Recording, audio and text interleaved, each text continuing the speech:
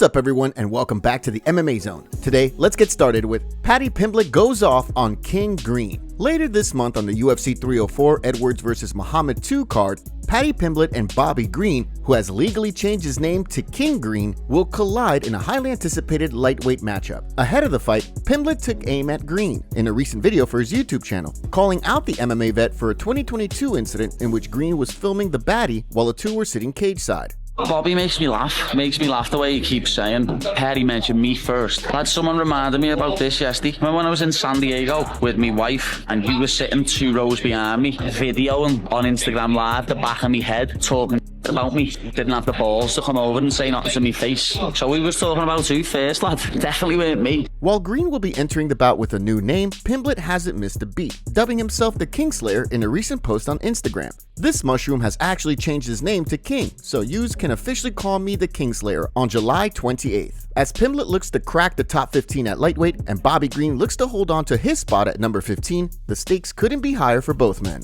Next up, let's take a look at MMA community roasts Khamzat Chimaev. After ruling out retirement, Khamzat Chimaev is back to training, sharing videos of himself online as he prepares to make his return to the octagon. While fans were already frustrated with Chimaev for withdrawing from his scheduled bout against Robert Whittaker, many have since started to take aim at Chimaev following his recent video promoting the Smash meme coin, which his manager has claimed Chimaev knew nothing about in the wake of the altcoin's crash. In response to his latest training footage, the MMA community was quick to take aim at Chimaev. One wrote, "Man's hiding in the mountains after the scam, wow."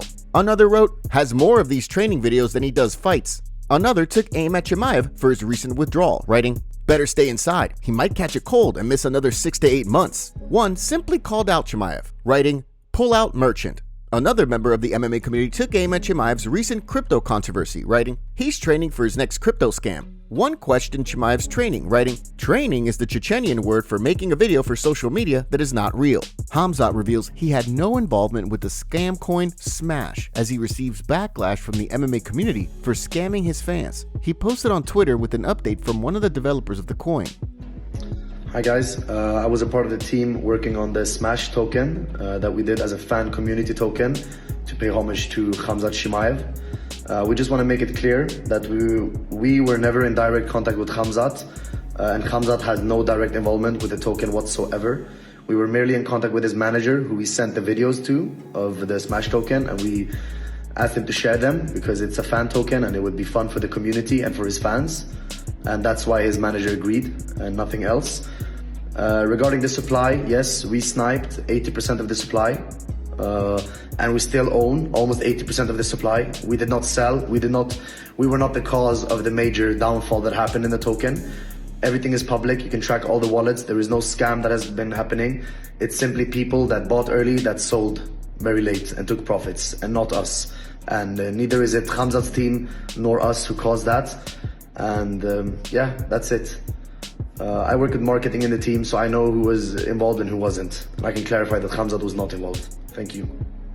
While it's unclear when Chimaev will be looking to return to action, it sounds as though he's targeting a fight in Abu Dhabi in October. The big question, of course, is who he'll wind up competing against. Next up, let's take a look at Nick Diaz, coach not happy with Vicente Luque fight. Leading up to the Sandhagen vs. Nurmagomedov card in Abu Dhabi on August 3rd, Nick Diaz's longtime coach, Cesar Gracie, has revealed that he hasn't been a part of Diaz's preparations for his fight with Vicente Luque. Speaking in an interview with Submission Radio, Gracie opened up on the situation, explaining that if it were up to him, Diaz wouldn't be fighting Luque for his long-awaited comeback after neck surgery. I'm really not involved in that fight. I'm going to be perfectly honest with you. That wasn't my idea. It wasn't a fight I would have had, like if I was advising Nick, I wouldn't have advised him to do that fight. It's in Abu Dhabi. I wouldn't advise to go fight overseas at this point. Especially Luque is a very tough guy, you know, Nick is a tough guy, but it doesn't make that much sense for me where Nick is at in his career.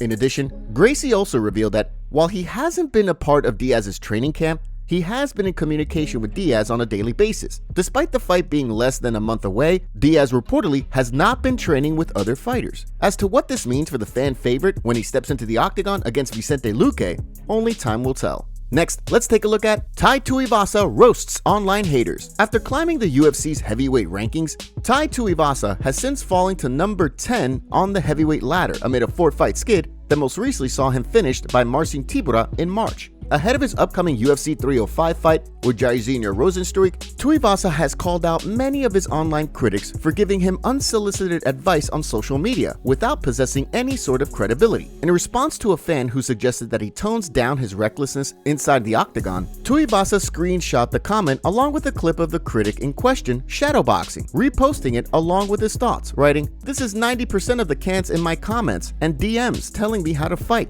I fight the top fighters in the world. Unless you're one of them or have done it before, keep your opinions to yourself."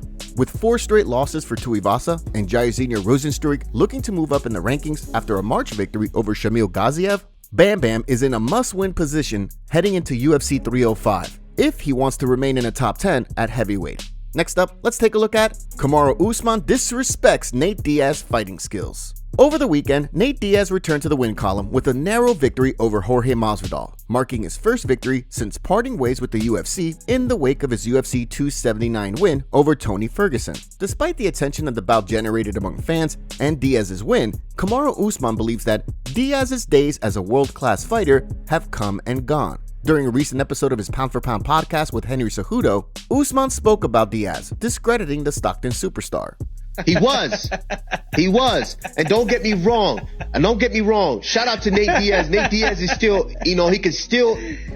He's dangerous, bro. He's dangerous. But he's not a world-class fighter. Are you crazy? Throw Nate Diaz in there with Shavkat Ramanov. Throw Nate Diaz in there with myself. Throw Nate Diaz in there with JDM. Okay, so am I hearing a Throw call Nate out? Diaz in there with Justin Gaethje. Come on.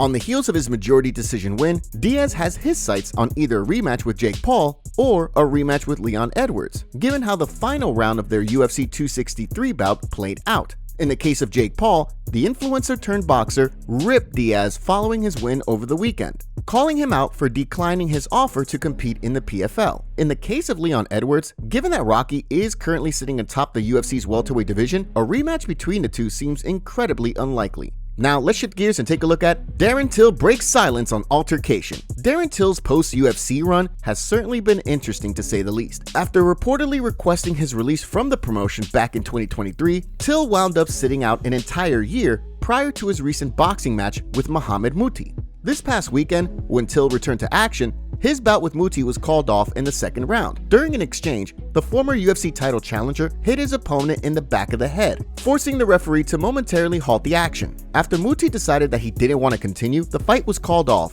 with Till being awarded the TKO win. After the fight, a brawl ensued, with both fighters and members of their respective teams getting into it inside the ring. During Monday's episode of the MMA Hour, Till opened up on the situation, reflecting on how the series of events unfolded. He comes over to me, he's like, "I wanted to fight, the ref didn't let me fight." I was like, "Mate, save it, like, I don't want to hear it. Don't want to hear your excuses, like, just jog on, like, I'm here, and, see you later." And then he started, like, shouting stuff and that, and I said, "Mate, look, I think you're a coward." And then, like, I think he thought that, like, people were going to hold him back, so he's, like, ran at me, and as he's ran at me, I just, like, went back to the striking days, lifted my leg up, give him a little kick, and then I just hit him with a left hand. And I probably shouldn't have done that because, one thing within the UAE, it's a big thing on respect and stuff like that. He could have got a lot of trouble. As Till went on to explain, he's had his fair share of street fights over the years and wound up flying off the rails a bit once things escalated. Fortunately, Till's team was able to regain control of the gorilla, while the promoter was able to rein in Muti and his team. Following the fight, Till has called out Nate Diaz for a boxing match. However, so far, it's unclear whether Diaz is interested. Sean Strickland crashes his bike and reveals the injury he sustained in the aftermath. Strickland was attempting to do wheelies on his dirt bike when he overcommitted and crashed, scraping up his hand and leg. He posted an Instagram story sharing the details. Well, guys, I got a little overconfident.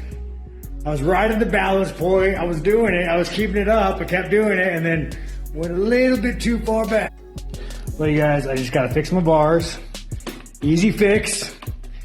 I'll tell you what, training today is going to suck.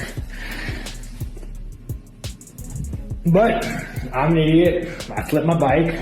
Gonna man up and train. Top comments. Nate calling out Jake is the worst timeline. DDP saw how effective Strickland's mental warfare was, and now he's doing the same thing. It's hilarious that he's publicly gaslighting Adesanya. DDP should run a rematch against Strickland before talking all that hype. Arman Tsarukyan would be the easiest fighter to play mind games with. I mean, bro can't even handle a random person flipping him the bird.